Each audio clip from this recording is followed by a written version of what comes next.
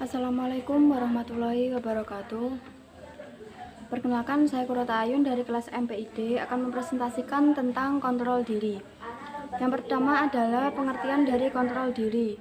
Kontrol diri merupakan suatu kecakapan individu dalam kepekaan membaca situasi diri dan lingkungan, serta kemampuan untuk mengontrol dan mengelola faktor perilaku yang sesuai dengan situasi dan kondisi untuk menampilkan diri dalam melakukan sosialisasi kemampuan untuk mengendalikan perilakunya. Yang kedua adalah kontrol diri dapat diartikan sebagai suatu aktivitas pengendalian tingkah laku, kemampuan untuk menyusun, membimbing, mengatur, dan mengarahkan bentuk perilaku yang dapat membawa individu ke arah konsekuentif positif. Berdasarkan dua penjelasan di atas, dapat disimpulkan bahwa kontrol diri adalah kemampuan yang dimiliki oleh seseorang untuk mengarahkan, mengendalikan, mengatur, dan mengubah ke arah yang lebih positif. Yang kedua adalah aspek-aspek kontrol diri. Yang pertama adalah mengontrol perilaku. Adalah kemampuan untuk memodifikasi suatu keadaan yang tidak menyenangkan menjadi suatu keadaan yang bisa diterima.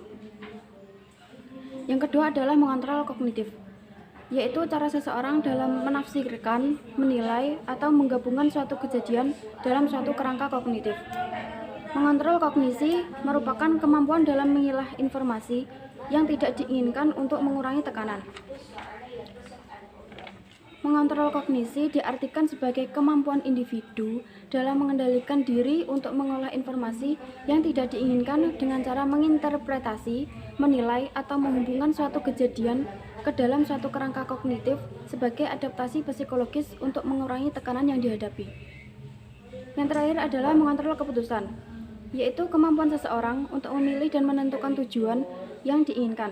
Kemampuan mengontrol keputusan akan berfungsi baik bila mana individu memiliki kesempatan, kebebasan, dan berbagai alternatif dalam melakukan suatu tindakan. Berdasarkan pada aspek-aspek kontrol diri di atas, dapat disimpulkan bahwa aspek-aspek kontrol diri itu ada 3. Yang pertama adalah kemampuan mengontrol perilaku.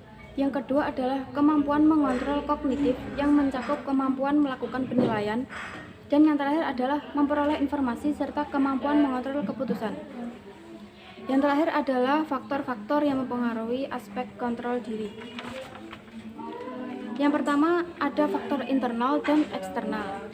Faktor internal itu sendiri terdiri dari usia dan kematangan secara psikis dan faktor kognitif dari pribadi seseorang itu sendiri. Yang kedua adalah faktor eksternal. Faktor eksternal yang dapat mempengaruhi kontrol diri adalah lingkungan keluarga dan lingkungan sekitar. Lingkungan keluarga yang dimaksud itu sendiri adalah orang tua.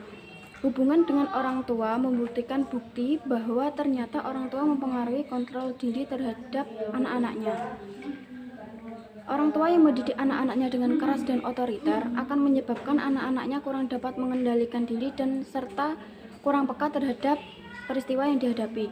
Sebaliknya, jika orang tua sejak dini sudah mengajari anak untuk mandiri, memberikan kesempatan untuk menentukan keputusannya sendiri, maka anak-anak akan lebih mampu mengontrol diri dengan baik. Yang kedua adalah faktor budaya. Setiap individu yang berada dalam suatu lingkungan akan terkait budaya di lingkungan tersebut. Setiap lingkungan akan mempunyai budaya yang berbeda-beda dengan lingkungan yang lain. Hal demikian mempengaruhi kontrol diri seseorang sebagai anggota lingkungan tersebut. Dalam kehidupan sehari-hari, kontrol diri seseorang sebagai anggota lingkungan tersebut. Dalam hal kehidupan sehari-hari, setiap individu sangatlah dituntut untuk mengendalikan dirinya sendiri.